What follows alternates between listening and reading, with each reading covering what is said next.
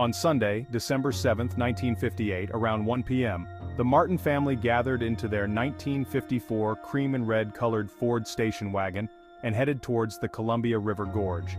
Their intention was to collect greenery from the surrounding woodlands to use for Christmas decorations around their home. 3 hours later, the family stopped at a gas station in the city of Cascade Locks, 40 miles from their home, where they ate at Paradise Snack Bar in the city of Hood River, 20 miles further from Cascade Locks. So at this point, they were about 60 miles from home. Their waitress at Paradise Snack Bar confirmed that all appeared normal with the family, and they left the restaurant around 5 p.m., which was already found weird by many, as Ken Martin was known to avoid driving at night due to his eyesight. This was the last time any sightings of the Martin family could be verified.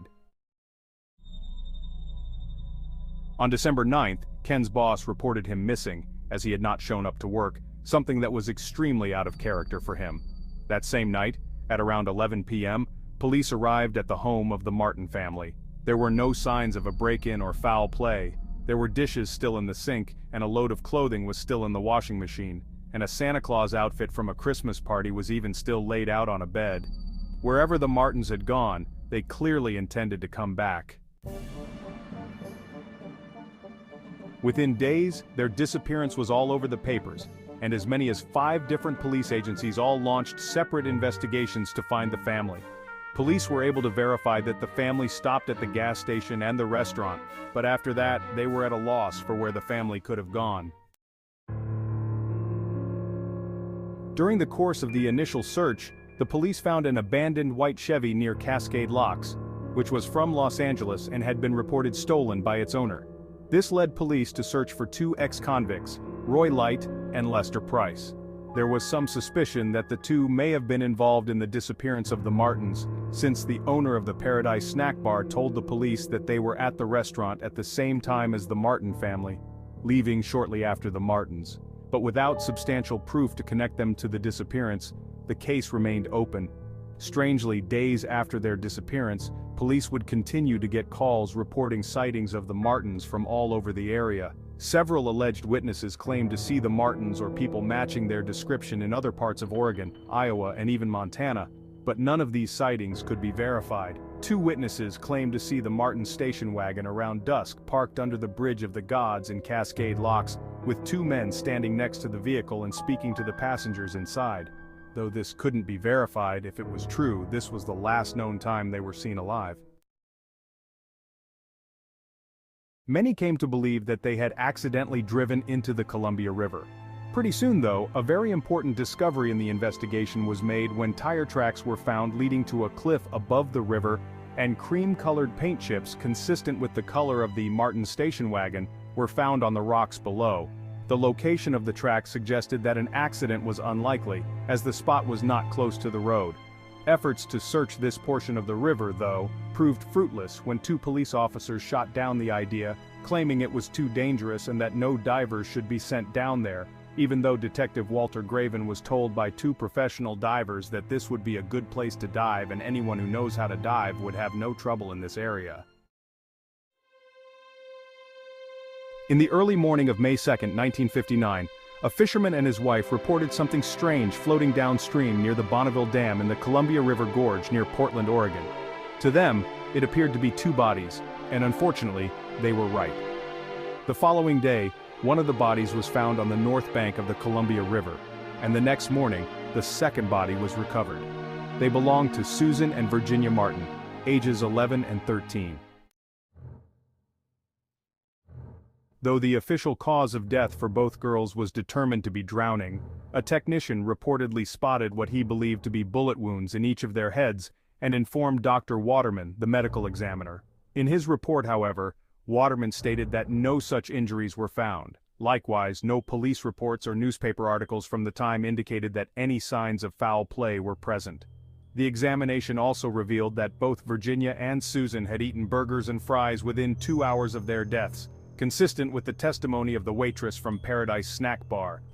Dr. Waterman claimed to have received several threatening phone calls after the bodies had been discovered. Each time, the voice of what sounded like a man would warn him to stay quiet about what he had found. Donald also didn't attend the memorial services for either of his sisters, claiming to have gotten the dates mixed up. As the only surviving family member, Donald was the sole beneficiary of the Martin estate, totaling around $36,000 at the time. 4 years earlier, Donald had been fired from his job at the Meyer & Frank, a department store in Portland. He had been fired for stealing over $2,000 worth of merchandise. One theory suggests that Donald had some involvement in the disappearance of his family, not just because of his poor relationship with his family. No, there was something much worse that came up. A .38 automatic pistol covered in blood was discovered under a rock near Cascade Locks in January 1959. A single spent bullet was found in the chamber of the gun. Bizarrely, the weapon was never processed as evidence and was later cleaned and returned to the man who found it. When investigators traced the gun's serial number, they learned it was one of the items Donald Martin was accused of stealing from Meyer & Frank back in 1954.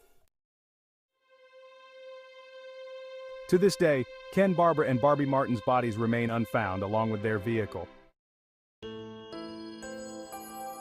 The next case is much more modern and follows a young girl named Kenneka Jenkins. On September 8, 2007, Kenneka told her mother she was going out with some friends.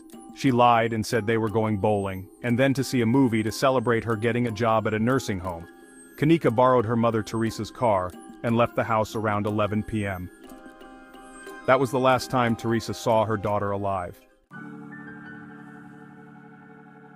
Kenneka was born on May 27, 1998 in Chicago. She was a smart and responsible girl with a bright future according to friends and family, and she had a very good relationship with her mother. The night in question, Kenneka and her 3 friends actually went to a party, entering the hotel around 1 a.m. through security footage. The friends posted videos to their Snapchat stories and Facebooks during the party, but they were clearly not having a good time, stating that the males were aggressively flirting with them even after telling them to back off. Kenneka sent a final text to her sister, the last time her family would ever hear from her. Around 3 a.m., the girls decided to leave the party. In the hotel lobby, Kenneka realized she had left her belongings, car keys, and cell phone back in the room. Kenneka's friends left her alone to go retrieve her belongings, since Kenneka was too intoxicated to even walk straight, but this was a terrible idea. The group returned to where they had left Kenneka, and she was gone. The friends searched the hotel trying to find her but had no luck, between 4 and 4:30 a.m. They decided to call her mother, Teresa, to let her know they couldn't find her daughter. They asked if Kenneka had maybe gone home without them. When they learned that she hadn't, they drove to Teresa's house and brought her back to the hotel to continue searching. Teresa didn't believe Kenneka's friend's story, and she could tell that they had been drinking and were possibly under the influence of drugs. When she asked Kenneka's friends if she had anything to drink, they told her that she had 1 drink. Kenneka's mother grew extra worried because she knew Kenneka couldn't handle alcohol, and even a single drink would be too much for her. She asked the hotel's front desk for help, but they refused. She requested to see the security footage or for a security officer to look into it. Kenneka's mother was very worried, and she didn't look at it to figure out where her daughter had gone, but they told her only the police could look at the tapes. At 7:15 a.m., Teresa called 911 about her missing daughter, but at this time the dispatcher told her that Kenneka was probably passed out drunk in a random hotel room and to go home, relax, and give it till morning. The next day, Kenneka was officially reported as missing, and a police investigation began around 1:15 p.m. the next day, on September 9th. Hotel staff claimed they looked at the security footage and didn't see anything, oddly enough. You're about to hear why. Police searched the hotel and surrounding areas but came up with nothing. Around 10 p.m., an officer decided to look back through the security tapes in case something was missed. Sure enough, he discovered Kenneka stumbling around the hallways of the hotel lobby around 3:20 a.m., and she was so intoxicated that she could hardly walk. After this, the police sent out a second search team to follow her last known steps. After stumbling her way through multiple floors and hallways, Kenneka found her way to a kitchen that was under renovation and not in use. The last known footage shows her walking through this kitchen back towards the freezer. This freezer had a cooler in front with a second door leading to the freezer.